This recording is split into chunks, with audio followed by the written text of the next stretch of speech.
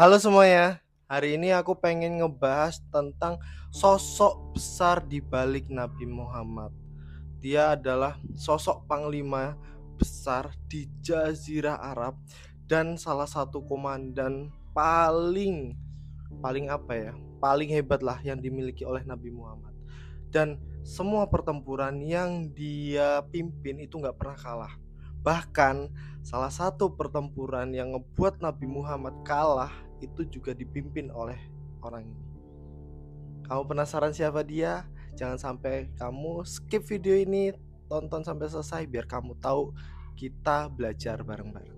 Seperti yang aku kasih tahu tadi, Nabi Muhammad tuh pernah kalah satu kali, perangnya itu di perang Uhud. Itu pun karena kepintaran dari panglima besar ini. Dia melihat ada momen, ada celah yang bisa dimanfaatin untuk membalikan keadaan. Padahal sebelumnya Nabi Muhammad itu udah menang di perang Uhud, tapi karena ada satu momen itu, dia bisa memanfaatkan dan berbalik. Siapakah dia? Dia bernama Khalid bin Walid. Dia adalah sosok besar kaum Quraisy. Dia salah satu orang yang sangat-sangat membenci Nabi Muhammad, tapi ada yang ngebuat dia berbeda daripada yang lainnya, yaitu dia berani untuk berubah. Dari sosok yang membuat Nabi Muhammad kalah, sosok dari yang sangat-sangat membenci Nabi Muhammad, dia berubah untuk menjadi sosok, menjadi orang terdepan pada perang-perang berikutnya yang dilakukan oleh Nabi Muhammad Sallallahu Alaihi Wasallam. Apa yang terjadi? Dia adalah sosok orang yang sangat membenci Nabi Muhammad, tapi dia akhirnya berpaling dan menjadi sosok terdepan untuk melindungi Nabi Muhammad. Pertanyaannya, why? Kenapa sosok yang tadinya jadi orang paling membenci, dia juga pernah menang lawan Nabi Muhammad, tapi malah jadi orang terdepan, salah satu orang paling setianya Nabi Muhammad, dan membantu Nabi Muhammad dalam perang-perang berikutnya untuk menyebarkan agama Islam. Disclaimer ya, pada masa itu yang bisa dilakuin adalah perang. Kalau zaman sekarang itu kita memang selalu perang, tapi bukan perang yang sama dengan zaman itu.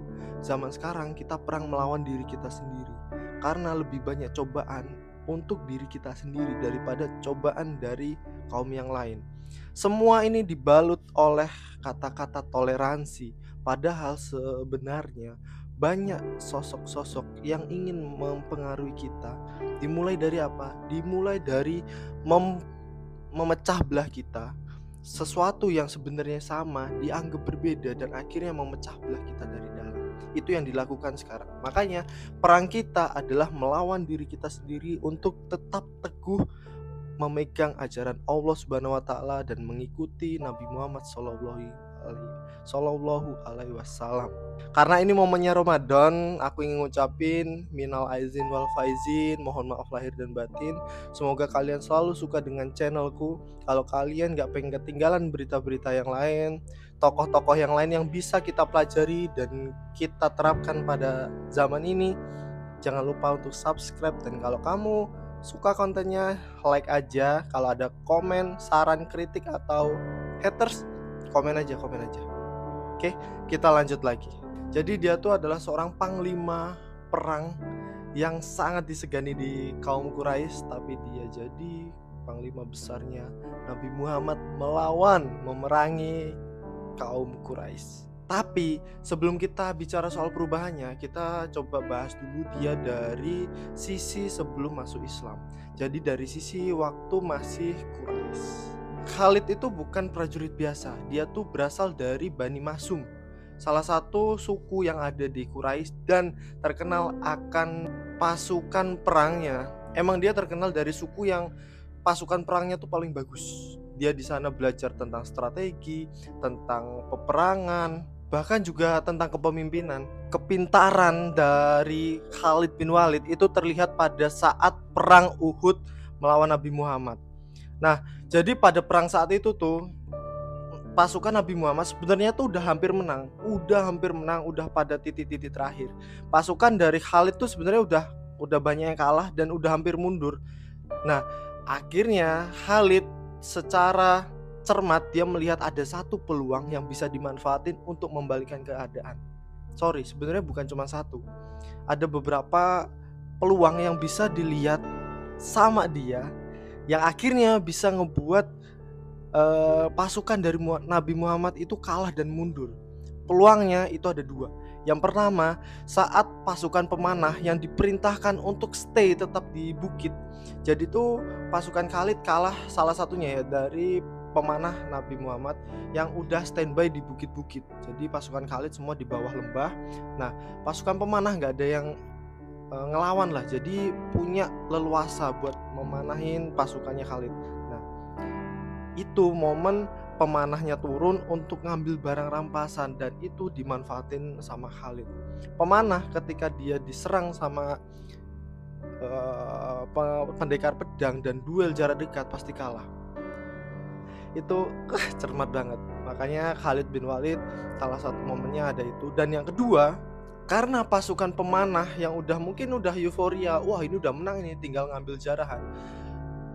Akhirnya pasukan-pasukan yang lain pun gak siap. Nah, pasukan Khalid itu menyerang dari belakang dan tiba-tiba menggerebek, ngebuat banyak pasukan dari Nabi Muhammad itu gak siap dan akhirnya kocar-kacir.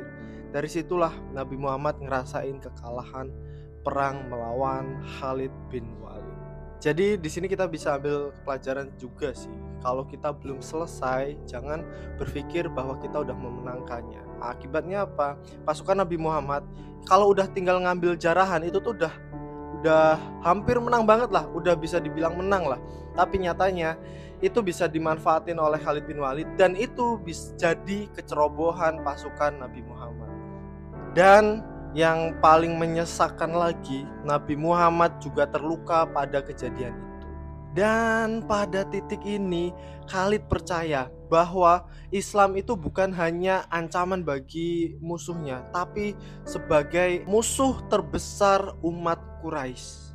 Dan di benaknya berarti Islam harus dihentikan. Lalu bagaimana caranya seorang jenderal yang cerdas, punya masa depan yang cerah, dan bisa menang bahkan lawan Nabi Muhammad? Berarti kan bisa kedepannya perang selanjutnya pun bisa menang kan?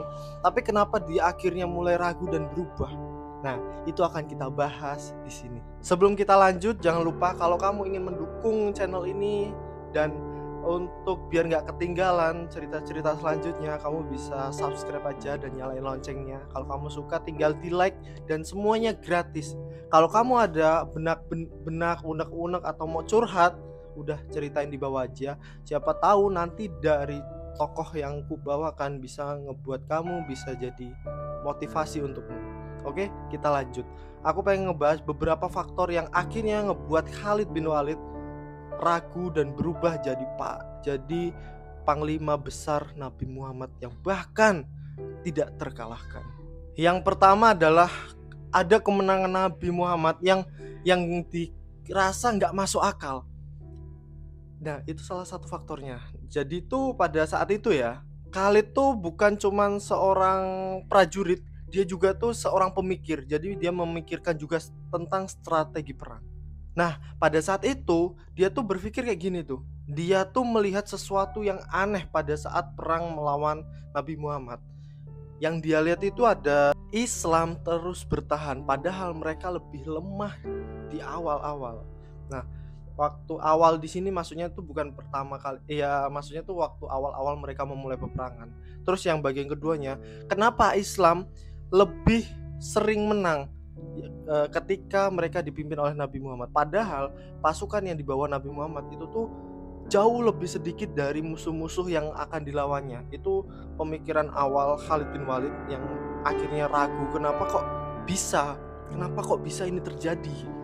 Lalu faktor berikutnya, dia mendapat surat dari saudaranya. Jadi Khalid bin Walid tuh punya saudara. Saudara ini tuh ini terjadi pada saat Khalid bin Walid belum masuk Islam ya. Jadi saudara ini tuh mengirim surat kepada Khalid bin Walid yang berbunyi, dan saudaranya ini bernama Walid bin Walid. Kamu pernah dengar gak sih nama ini? Jadi dia tuh lebih dulu untuk masuk Islam daripada Khalid. Jadi dia mengirim surat yang isinya kayak gini nih. Aku baca aja ya daripada salah nanti. Saudaraku, Betapa ajaibnya bahwa orang secerdasmu masih belum melihat kebenaran. Muhammad adalah utusan Allah dan tidak ada yang bisa menandinginya. Apakah kau tidak melihat bagaimana kebenaran selalu menang? Dari isi surat ini, Khalid bin Walid pun berpikir, apa iya ya Nabi Muhammad selalu menang. Dan dia rasa hanya di perang Uhud aja, itu pun karena pasukannya tidak mendengarkan Nabi Muhammad. Akhirnya dia berpikir, dari situlah mulai awal kebimbangan dia.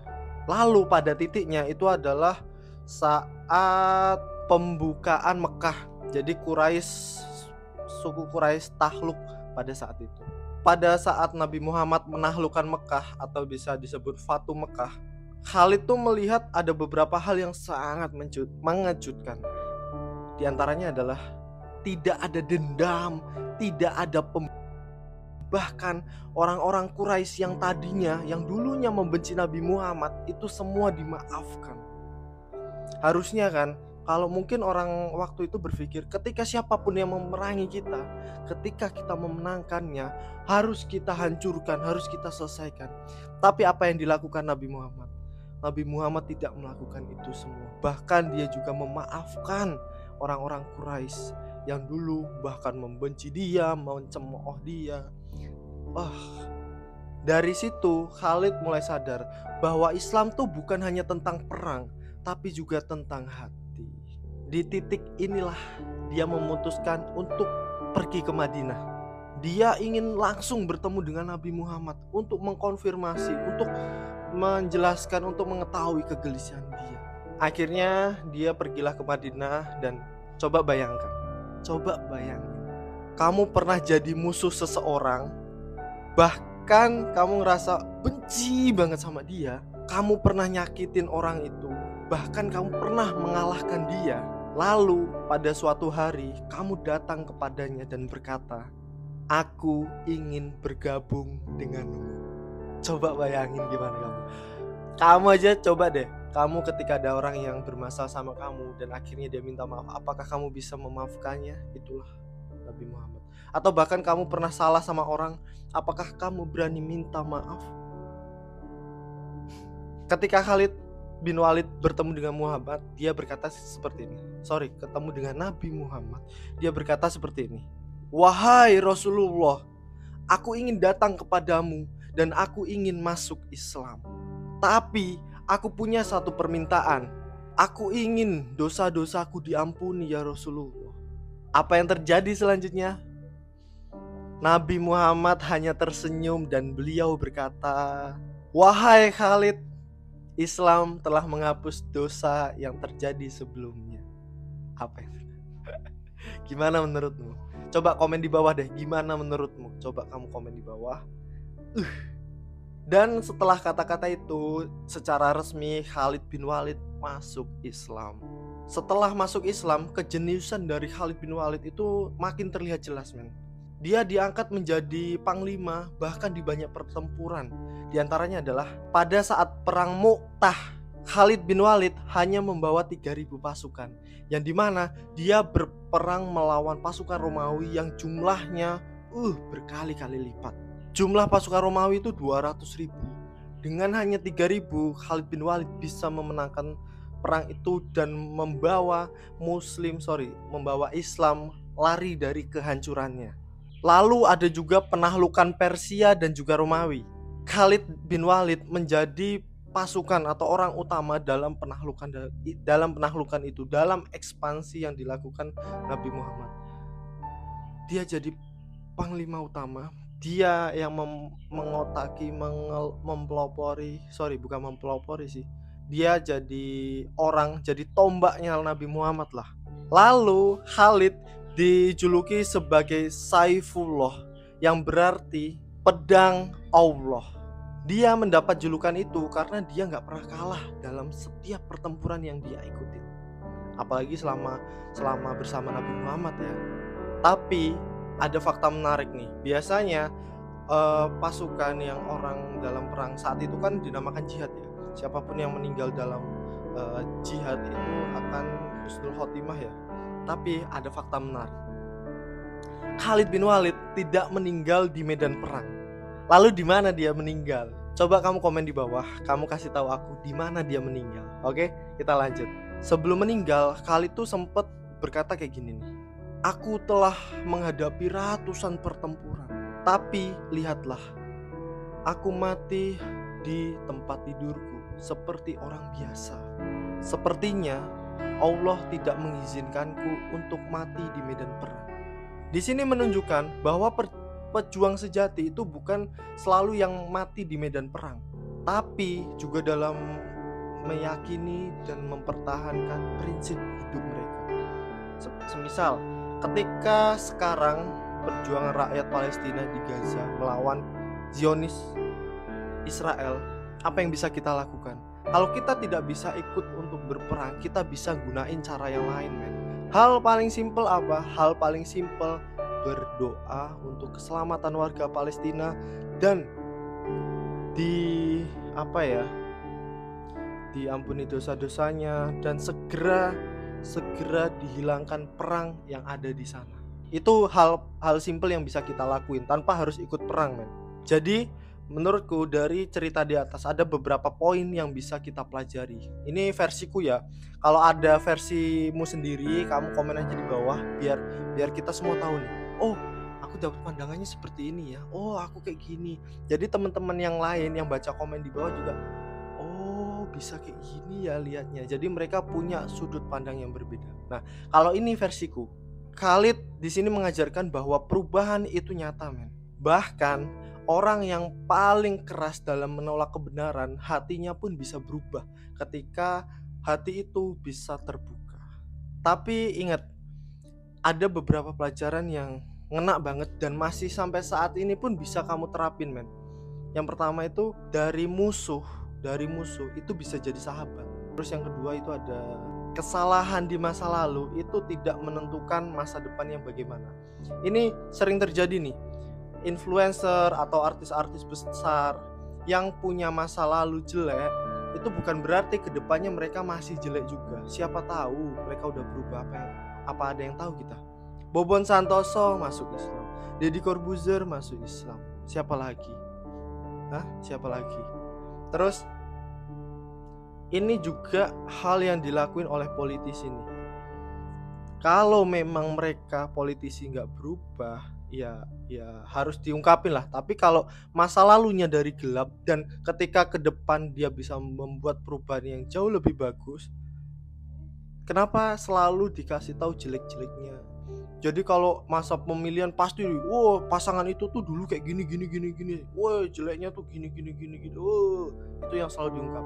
Nah, di pelajaran ini kita selalu punya kesalahan di masa lalu dan itu tidak akan merubah masa depan kita. Itu bisa jadi pelajaran agar kita jadi lebih baik. Itu tadi tidak menentukan masa depan kita. Oke? Lalu yang terakhir adalah loyalitas sejati adalah ketika kita menemukan kebenaran dan kita berpegang teguh kepadanya. Oke, aku ulangin ya. Loyalitas sejati adalah ketika kita menemukan kebenaran dan kita berpegang teguh kepadanya. Aku ada 2 pertanyaan besar. Ini kita diskusi aja ya. Dan aku pengen tahu gimana menurutmu ya. Yang pertama itu pertanyaannya adalah, apakah Khalid bin Walid masuk Islam itu adalah murni keyakinan, atau dia lihat bahwa Islam itu kedepannya akan menang dan dia ingin berada di pihak pemenang? Itu pertanyaan pertama. Lalu yang pertanyaan kedua adalah, dalam kepemimpinan itu lebih bagus mana? Kecerdasan strategi atau loyalitas mutlak? Kamu komen di bawah ya. Biar kita bisa diskusi, biar kita bisa lebih tahu dan lebih menggali lagi, oke? Pertanyaan kedua itu tadi bisa kamu terapin ketika kamu jadi owner. Apakah yang menurutmu lebih diutamakan, strategi apa loyalitas? Setelah mendengar cerita di atas, cerita sebelumnya, gimana menurutmu? Apakah Khalid ini tuh lebih banyak didorong oleh keyakinan atau strategi? Dan kalau kamu jadi pemimpin, kamu lebih pilih mana? Kamu lebih pilih pasukan yang cerdas tapi belum loyal, atau pasukan yang nggak cerdas tapi loyal sama kamu?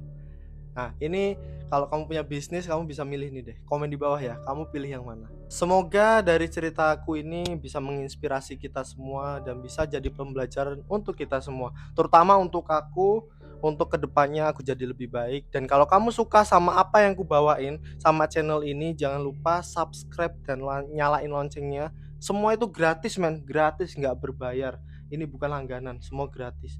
Dan kalau kamu suka sama kontenku ini, kamu tinggal like aja dan kita diskusi di kolom komentar. Oke, see you di next video.